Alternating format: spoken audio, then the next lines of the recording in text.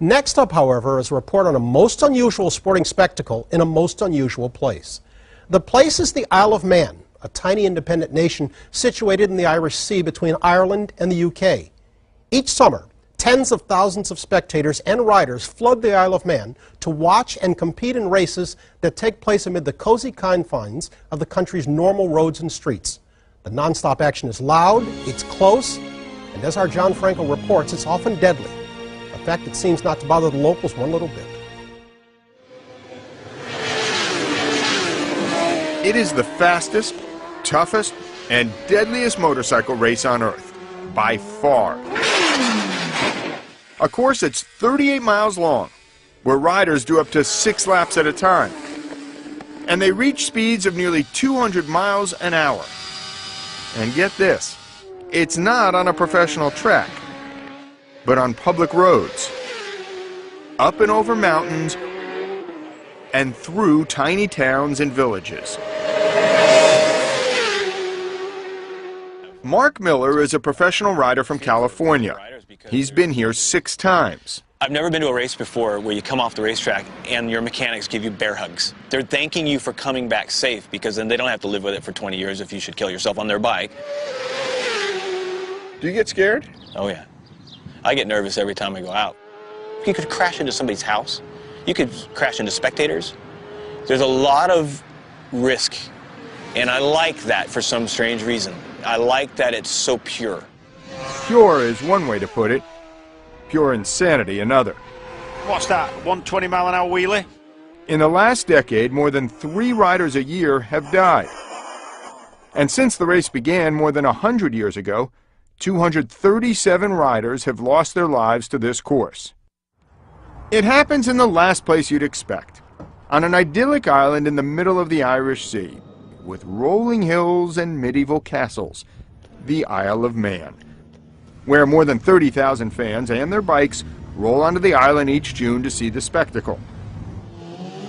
About 100 riders compete in these tourist trophy, or TT races as they're known, racing everything from juiced-up superbikes to 2-man sidecars. Whoa, look at that, look at that, whoa. If you go anywhere in the world, and I live here on the Isle of Man, and they go, where do you live? I go, Isle of Man. Wow, TT. And that's really what says it. It's just all about the TT. Steve Parrish was a top rider in England. He's done this race 8 times and now covers it on television.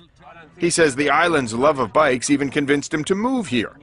That and the fact that on most of the island, there's no speed limit. The appeal for fans, he says, is that unlike anywhere else, here you're practically part of the action. I can promise you, I could take you down the bottom of that hill there, sit you in a garden, give you a cup of tea for practice or a race, and you'd throw that tea over yourself when the bike went past, because they're going to pass you a metre away from you doing 180 miles an hour. You can get so close to it, you feel the wind and the smell, you can feel the heat off the bike going past you. Modern day racing now, you're 100 metres away from the bike rider. They're like a little dot going past. Here, you're part of it. Describe for me what it's like to be going at those speeds in such tight confines. Is there anything like it? It's like hitting hyperspace on the Millennium Falcon, you know, when they hit it, hit it, Chewie, and everything just... To get a sense of just how fast these riders go, we mounted a camera on Miller's bike during one of the races.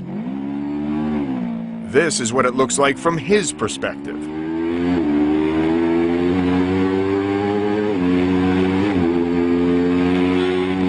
The sensation of speed is so heightened because everything's so close to you. In short circuit stuff, you're pulled way back from the fans and the walls, and there's gravel traps. And here, you're scraping the hedges with your elbows. You can scrape your helmet against a wall. You've got to be in the moment at every single tenth of a second.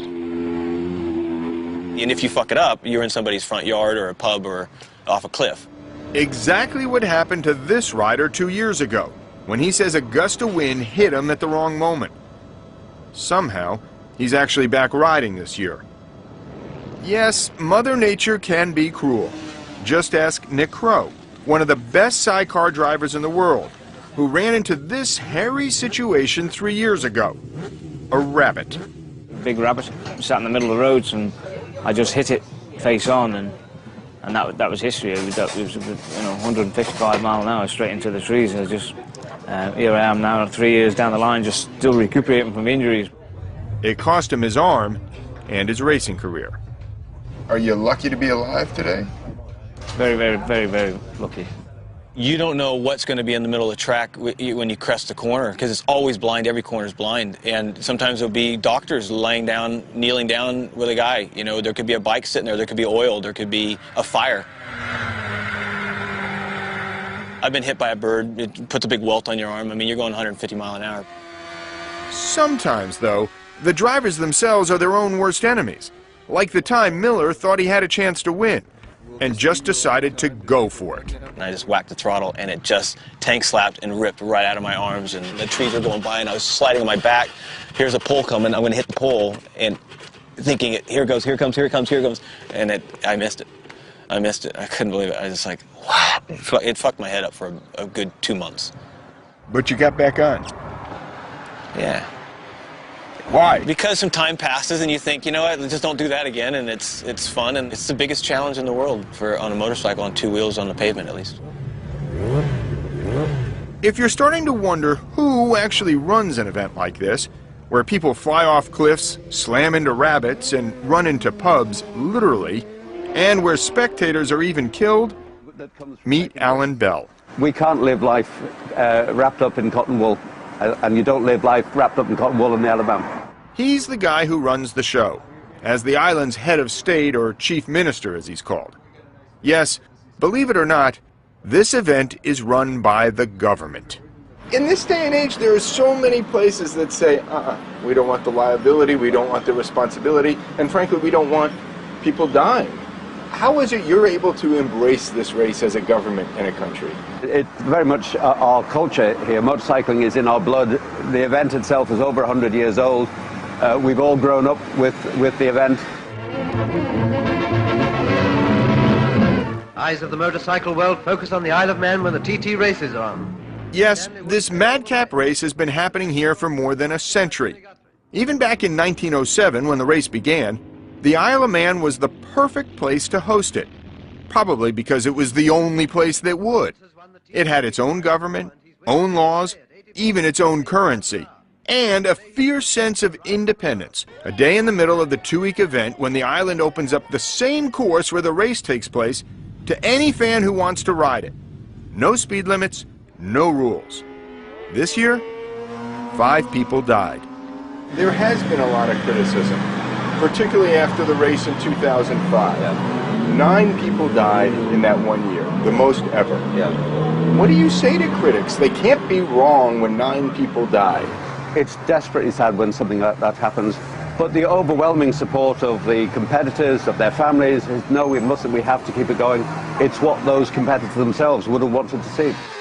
Do you see another place in the world where this could be replicated? I don't think so. Not now. The health and safety brigade that dominate society in pretty well every country would not allow an event like this to start. But because it's so much part of our history and our culture now, you know, we will never let it die. We'll fight as hard as we can to keep it. Are there too many deaths?